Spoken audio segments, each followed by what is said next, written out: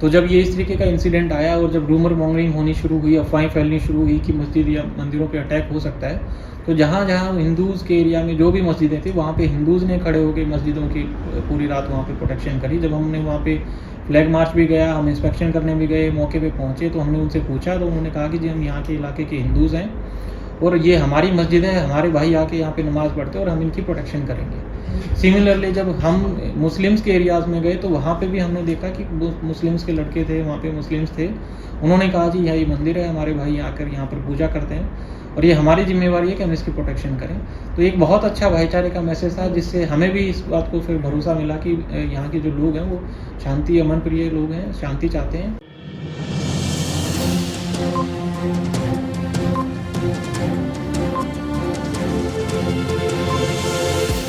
झूठ से दूर, खबरों से भरपूर।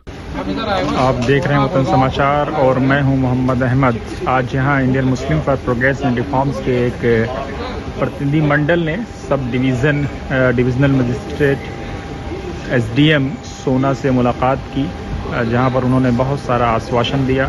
साथ ही उन्होंने ये भी बताया कि किसी तरह की कोई भी ऐसी घटना जो अंजाम दी गई है वो शरपसंदों को चिन्हित कर रहे हैं, चाहे वो किसी भी धर्म के हों, जात के हों, समुदाय के हों, उनको सज़ा दिलाने का पूरा प्रयास होगा। उन्होंने कहा जिन लोगों के नुकसानात हुए हैं, गाड़ियाँ जली हैं, उसका भी हमने असेसमेंट कर लिया है और जल्द ही उसकी भरपाई की कोशिश होगी कि सरकार उसकी भरपाई करे। उसकी रिपोर्ट हम सरकार को भेज रहे हैं।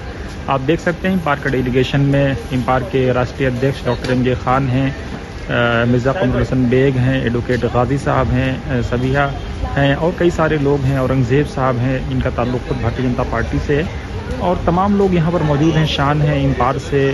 तो यहाँ पर कोशिश इस बात की हुई है, एसडीएम ने बहुत आश्वासन दिया है, सब डिविज़नल मजिस्ट्रेट की तरफ से बहुत स्ट्रिक्टली कहा गया है कि किसी भी दंगाई को माफ़ नहीं किया जाएगा। और साथ ही उन्होंने अमन कमेटियों की भी तारीफ़ की है। इम्पार के प्रतिनिधि मंडल ने भी एसडीएम की पूरी प्रशंसा की है। साथ ही जिस तरह से एसडीएम ने कहा कि 31 के बाद किसी तरह की कोई अप्रिय घटना नहीं हुई है और हमारी कोशिश भी यही है कि मेवात का जो सालों पुराना भाईचारा है वो ख़त्म ना हो।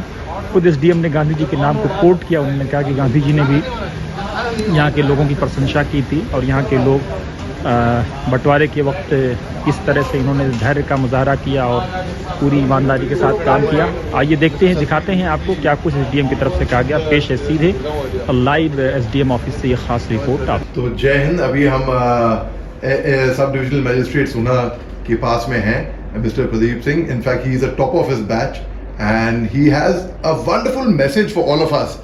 देखिए, जो बाहर जिस तरीके की जो भी जानकारी लोगों तक जाती है वो जनरली सोशल मीडिया या फिर मीडिया के थ्रू जाती है। तो हमने कोशिश करी कि सोशल मीडिया में हम इस तरीके की जो पॉजिटिव न्यूज़ है वो भी पहुंचाएं। उसमें सबसे पहले तो मैं आप लोगों के थ्रू लोगों तक ये मैसेज पहुंचाना चाहता हूं कि सोना में या गुड़गांव में सिचुएशन बिल्कुल ठीक है, बिल्कुल नॉर्मल है, अंडर कंट्रोल है। यहाँ पे फोर्सेज अवेलेबल हैं हमारे पास, पैरामिलिट्री फोर्सेज हमने लगा रखी हैं सो दैट अगर कुछ भी अनटूवर्ड इंसिडेंट होता है तो हम उसको तरीके से निपट सकें। बट जो ये एक इंसिडेंट हुआ था 31 जुलाई को, उसके बाद यहाँ पे कोई इंसिडेंट नहीं हुआ है। इवन दोनों समुदाय के लोगों से हमने एक पीस कमेटी बनाई थी और उनकी मीटिंग भी की गई।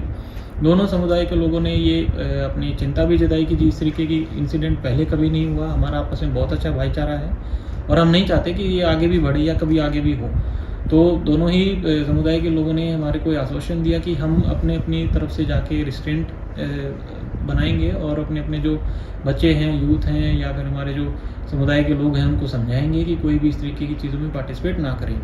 हमारी तरफ से भी, प्रशासन की तरफ से हमने उनको यही आश्वासन दिया कि जी अगर आप लोगों की चीज़ कोई बात नहीं मानता या नहीं समझता है, उसके बावजूद भी कोई दंगा भड़काने का कुछ कार्य करता है या फिर कुछ भी है सामाजिक गतिविधियों में वो मिलता है तो हम उसके खिलाफ सख्त से सख्त कार्रवाई करेंगे, ये बिना देखे कि वो किस या धर्म या किसी भी मज़हब से हो।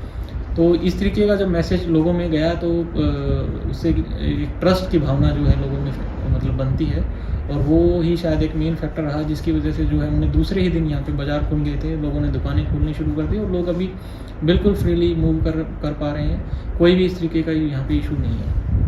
एब्सोल्युटली सर, शुक्रिया, थैंक यू वेरी मच। आपने सर एक बात कही थी कि मंदिरों की सुरक्षा जो है वो मुसलमानों ने करी और मुसलमानों ने जो है मस्जिद की जो है वो हिंदुओं ने करी। वो एक मैसेज बहुत इंपॉर्टेंट है सर। यहाँ पे बिल्कुल ये जो मैंने भी एक बहुत अच्छी पिक्यूलियर चीज़ देखी, जो मेरे लिए भी एक अच्छा वो एक्सपीरियंस रहा। मैंने ये देखा कि यहाँ पे बहुत पुराने समय से, पीढ़ियों से हिंदू और मुस्लिम का बहुत अच्छे से भाईचारा रहा है। तो जब ये इस तरीके का इंसिडेंट आया और जब रूमर मॉन्गरिंग होनी शुरू हुई, अफवाहें फैलनी शुरू हुई कि मस्जिद या मंदिरों पे अटैक हो सकता है, तो जहाँ जहाँ हिंदूज़ के एरिया में जो भी मस्जिदें थी, वहाँ पे हिंदूज़ ने खड़े होकर मस्जिदों की पूरी रात वहाँ पे प्रोटेक्शन करी। जब हमने वहाँ पे फ्लैग मार्च भी गया, हम इंस्पेक्शन करने भी गए, मौके पे पहुँचे तो हमने उनसे पूछा, तो उन्होंने कहा कि जी हम यहाँ के इलाके के हिंदूज़ हैं और ये हमारी मस्जिद है, हमारे भाई आके यहाँ पे नमाज़ पढ़ते हैं और हम इनकी प्रोटेक्शन करेंगे। सिमिलरली जब हम मुस्लिम्स के एरियाज़ में गए तो वहाँ पे भी हमने देखा कि मुस्लिम्स के लड़के थे, वहाँ पे मुस्लिम्स थे, उन्होंने कहा जी यही मंदिर है, हमारे भाई आकर यहाँ पर पूजा करते हैं और ये हमारी जिम्मेवारी है कि हम इसकी प्रोटेक्शन करें।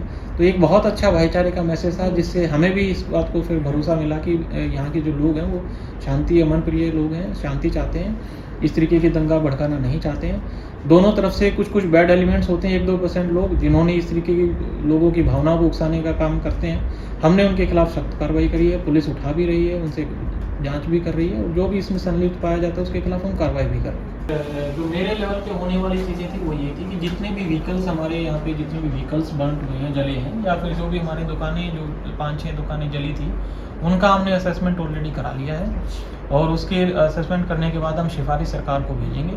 फिर सरकार के लेवल का ये डिसीजन है कि मुआवजा किस हिसाब से और किस हिसाब से दिया जाना चाहिए। जैसे ही मुआवजा आता है तो जो भी बेनिफिशरीज हैं उनको बांट दिया जाएगा। Thank you. उत्तर प्रदेश से